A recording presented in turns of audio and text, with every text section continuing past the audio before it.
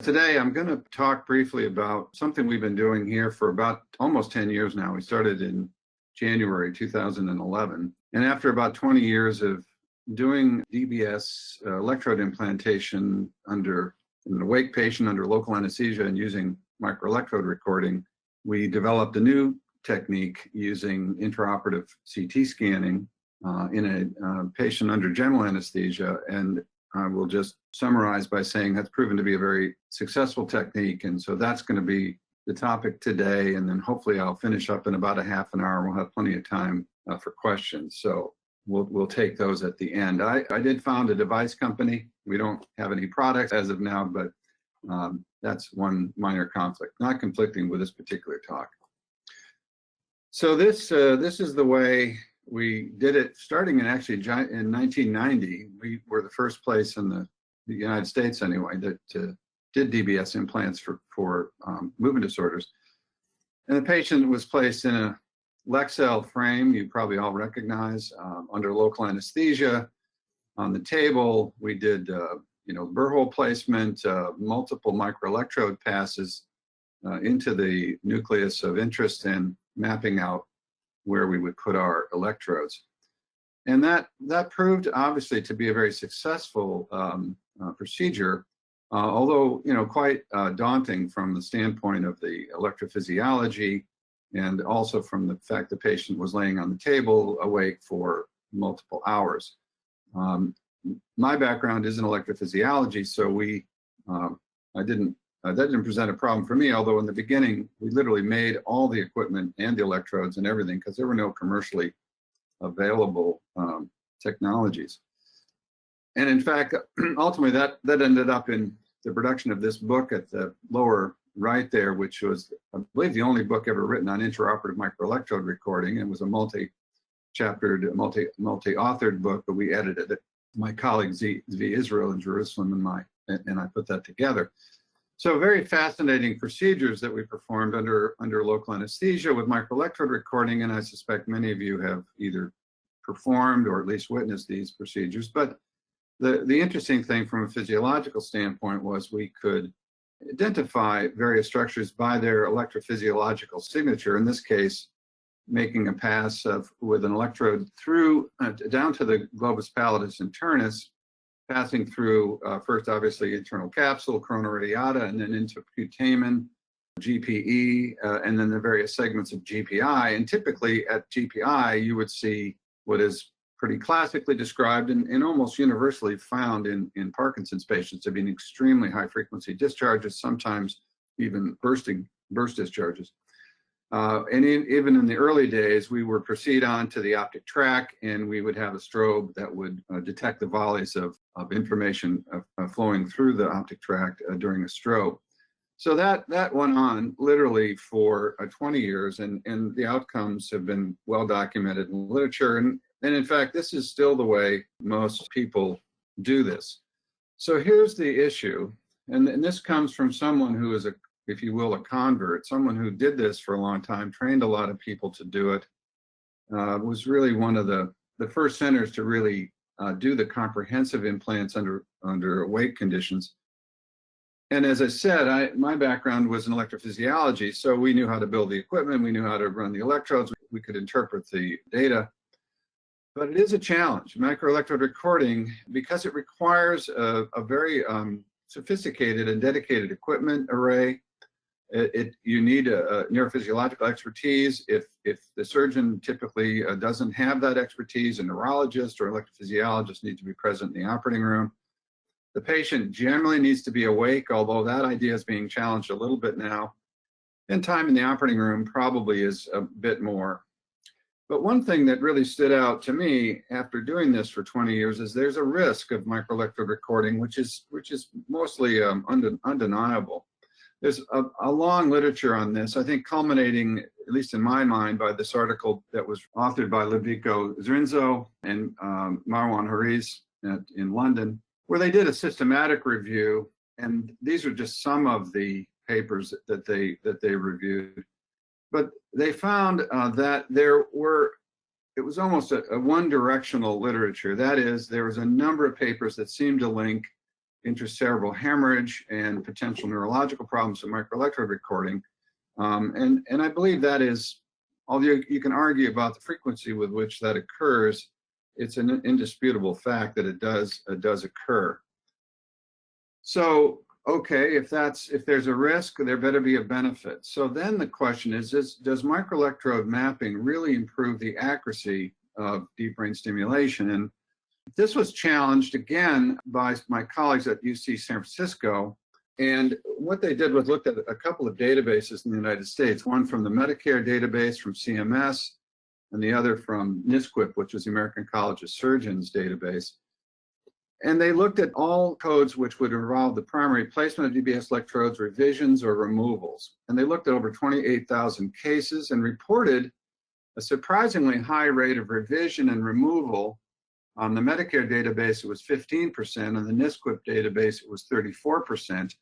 And they estimated that about half of these were due to improper targeting or lack of therapeutic effect. So despite all the microelectrode bells and whistles that were being deployed, at least in the US, there wasn't a good indication that this was accurate, that we were getting 100% effectiveness out of our electrode implants. So this challenged the whole idea that the microelectrode recording was adding value in terms of accuracy, and then you have to weigh that against the risk.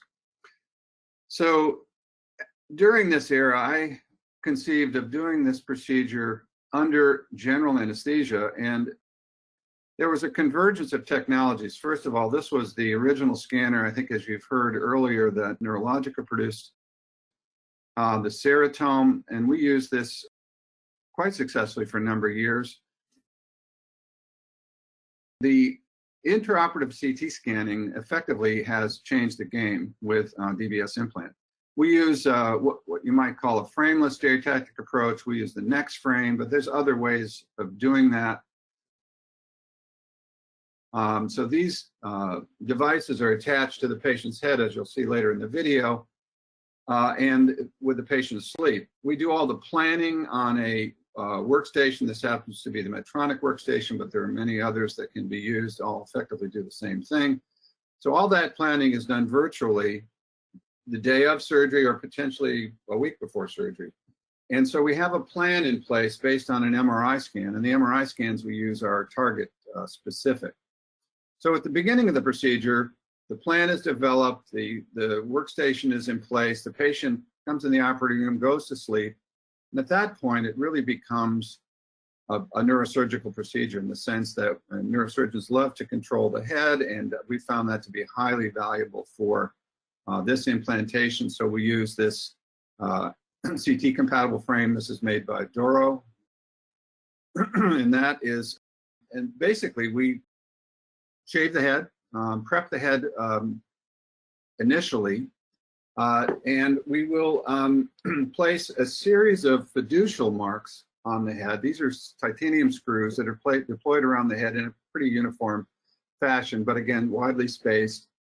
And these screws allow us great precision in that we are doing more than just facial mapping or facial contouring. We're actually picking these very precise points that we can visualize in the CT. So the first CT that's performed is done to obtain an image that can be merged with the MRI scan and the plan, and will also include those fiducial points for high resolution registration. So you can see the scans that derive from the Ceratome, and we'll talk about the Omnitome here in a minute, are quite high quality. Those are merged back into the MRI scan with a plan. And then what we do is we do what we call a non-sterile registration to reverse engineer where are we going to place the holes that will accommodate the pre-planned trajectory. So after that's done, the head is re-prepped, and then we get into more of the surgical draping. We will eventually drape the CT scan. This usually occurs later in the case. So again, what we've converted this is from an operation where almost nobody in the room knows what's going on except for the electrophysiologist and maybe the lead surgeon, to something that everybody knows, every person in the room, the nurses, the techs, everyone knows what's going on. So we implant, in this case, this is called the next frame. This is optically guided to the target point that we've derived and that merged MRI and CT scan. There's obviously the known distances that we have from that device into the brain, so we have that coordinate as well. So one of the major advantages of this is we never open the dura until we're just about to place that electrode. And the dura is only open for about less than 5 minutes, meaning we don't see intracranial air. If we do, it's really rare, and it's often just a bubble. Once we've opened the dura, we place the electrode through this device. This is, again, not microelectrode recording, just electrode placement. And as with every stereotactic procedure with an implant, you have to implant the device, or the electrode in this case, and then get the system removed, leaving the electrode in place. So we will do that. We typically start out on the left side, and then we will move to the right side. So the procedure itself, the way we're doing it today, and there's an extra step in there I might mention later, it can take less than an hour to do this procedure. Once we've started with the actual incision and making the burr hole, we did one a week or two ago, 45 minutes. So and that's not the object. The object is accuracy, not speed, but it turns out once you get your team on board and everybody knows what's going on, there's very little talk, very little discussion. Everything happens in a very fluid manner. This next scan is usually the last scan, which is now confirmatory of the electrode position. We do this 100% of the time. We don't leave the operating room until we have an image, which I find obviously very strange in our world today, where most surgeons after a DBS implant don't really know where the electrodes are. That's only determined extra-operatively. So we think it's a huge advantage, and not just an advantage, it's mandatory to have an image before you leave. That's merged back into the MRI scan plan to determine the electrodes are in place. So typically that's the end of the procedure. We close, take all the hardware off, including the screws. Patients wake up in the operating room, go to recovery. They stay overnight, one night on the ward. They don't go to the ICU, and they go home the next day. We'll implant the generator at a second time later in that week. So there's the images you get at the end. Again, this happens to be a GPI implant. You can see the electrodes in place. And you get a very nice image from the CT scan, and I think even better imaging now on the, that was with the Seratome, but even better now with the Omnitome. So that's the procedure today. This is just some updated images. We've had the Omnitome in place for about a year now, and we've used it. I'll show you in a bit how many scans we've done, and it is now our go-to device. We still have a Seratome. We have two Seratomes actually for backup, but we've effectively never used those. The Omnitome has been very reliable. And again, the setup is the same. The Omnitome looks a little bit different, but the nice things that I found about it is it's a larger bore. The resolution of the scan is actually better. Turns out that that's, as we starting to deal with very closely spaced electrode contacts, being able to separate each electrode on the scan and for the neurologist is really crucial. So larger bore, higher resolution.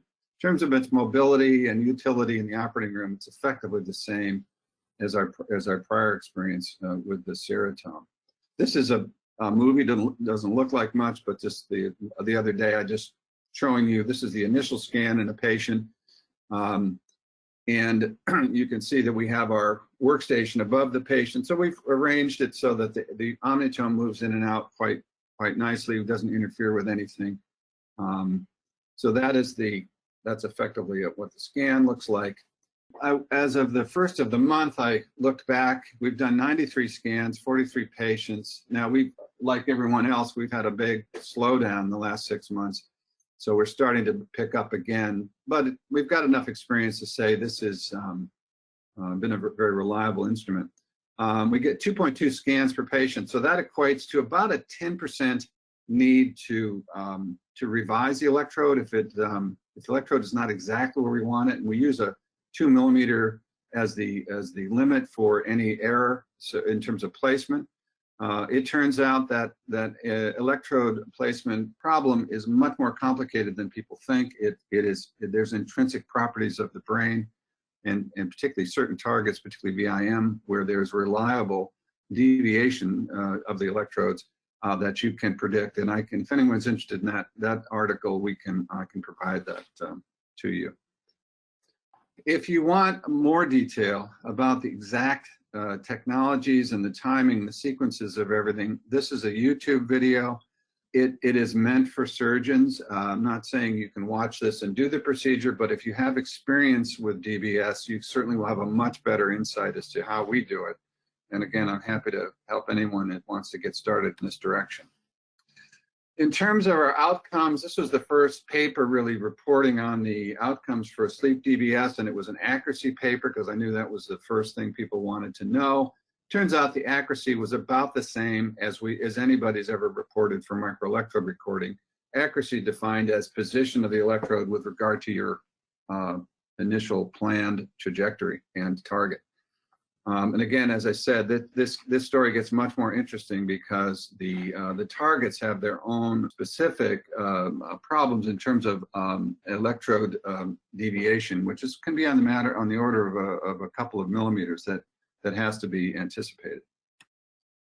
As I mentioned too, the brief period that we have the dura open determines that we have a very low rate of intracranial air. This graph, this has been reported. Again, I can provide that reference if you wish. You can see the upper graph here is the old days, and then intermediate days, early days of awake surgery. This is asleep after some experience, I think after the first 50 cases, and today it's essentially a zero curve. We'll see air in the head maybe once or twice in a season. So it's not common, and so the issues of brain shift related to intracranial air simply disappear. This is what the resolution now looks like, and again, it's difficult to present this in detail, but I think you can appreciate. This is again we do a lot of GPI implants. It turns out you can see here every contact. This actually is a Medtronic 3387 lead, so a little bit larger spacing. But here's contact 0, 1, 2, 3. You know where every contact is, and the GPI is nice because it has so many different laminae that you know precisely where each contact is with respect to the detailed anatomy of that particular structure. So again, you can see GPI on both sides here. I think I have one for STN, same thing. We're not in plane to see the entire electrode in these projections. You can see several of them here into STN. We place our target electrode as the second contact, so the first contact is down deeper in STN. So again, the resolution of the CT scan gives you this information that we transmit to the neurologist so that they can inform their programming. You know, I'm always interested in accessibility, and I believe even though costs right now don't seem to be driving a lot of the conversation, I believe it will. So we looked a few years ago at cost, and it turns out that doing this awake surgery gives us a pretty low cost, meaning in the sense that we're spending less time in the operating room, less equipment utilized. It's a more efficient turnover. When we look at this, was compared against the CMS database, that same MedPAR data that we talked about previously. Then you can see our costs were almost lowest in the country, and going down. This was back in 2013, and I think we've been pretty stabilized. The other thing too is it made the charges and the cost for each patient much more uniform because it was a uniform procedure.